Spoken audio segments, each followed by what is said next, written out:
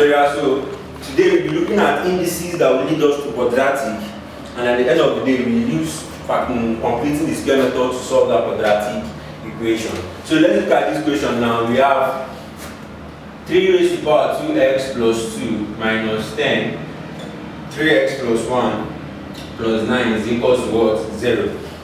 So this is 3 raised to the power 2x.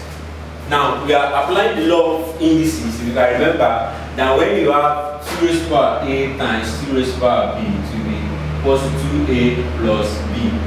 Now it will be equals to 2 raised to the power a plus b, and if you still want to expand it, you have 2a times 2b. So if you want to expand it, it will be 3 raised to the power 2x times 3 raised to the power 2 minus 10, 3 raised to the power x, the same thing here, times 3 raised to the power 1 plus 9 is equals to 0. Now you say let 3 raised to the power x be p. Let's use p now. X out of 2 now, let's use p. So we have, when you say 3 raised to the power x now be p, what is left here is square. So you have p raised to the power 2 times 3 raised to the power 2 is 9 minus 10, 3 raised to the power x is p times 3 raised to the power 1 is 3 plus 9 is equals to 0. So 9 times p square is 9p square minus 10 times 3 is 30 times p is 30p plus 9 is equals to 0. So you have gotten the quadratic equation. Now so you're using completing the square method.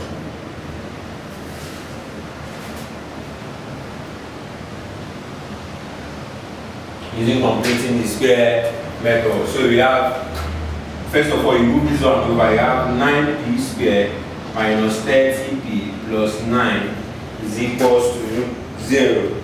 So we now move this one over, you'll be having is equals to minus what?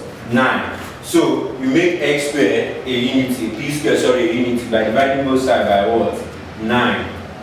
So when you divide, you have p square minus 3 divide 9 is, let's say, it's 3. 3 divide 30 is 10. So this is minus 10 over 3p is equals to 9 here and 9 here. You have minus what? 1. So what is the coefficient of p? The coefficient of p is 10 over 3.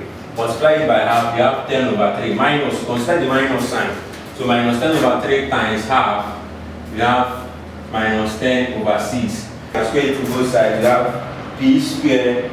Now, plus, you are adding it to both sides, minus 10 over 6, all raised to the power 2, plus minus 1, plus minus 10 over 6, all raised to the power 2. So you have p minus plus is minus 10 over 6, all raised to the power 2 is equals to minus 1 plus.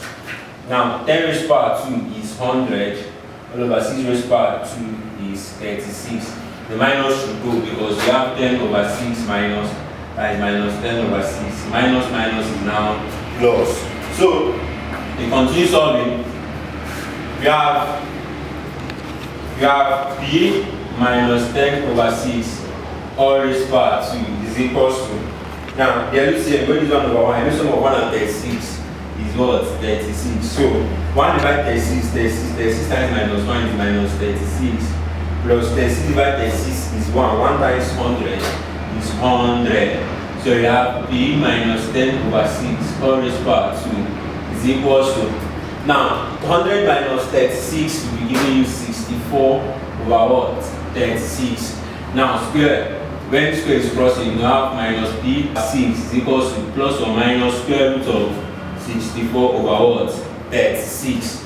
So you have p minus 10 over 6 is equals to plus or minus 8 over what? 6. Square root of 64, 8. And square root of 36 is what? 6. So you have this one moved over to plus. So you have p is equals to 8 over 6 plus or minus 8 over 6. Changing from minus to plus 10 over 6. So you have p is equals to plus 8 over 6 plus 10 over 6 or minus 8 over 6 plus 10 over 6. So p is equals to LCM of 6 is 6. So we have 8 plus 10 or 6 minus 8 plus what? 10. So p is equals to now 8 plus 10 is 18 over 6 or is or 2 over what? 6. So So you have P is equal to 6 divided 18 is 3, or 2 over 3 will give you 1 over 3.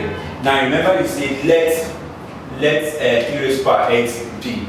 So the final answer now is when you analyze it, say when P is equal to 3, you have P raised power x is equal to 3. So what will you raise 3 to give you 3 is 1. So you have P raised power x is equal to 3 raised power 1. Cancel out and you have x is equal to what? 1.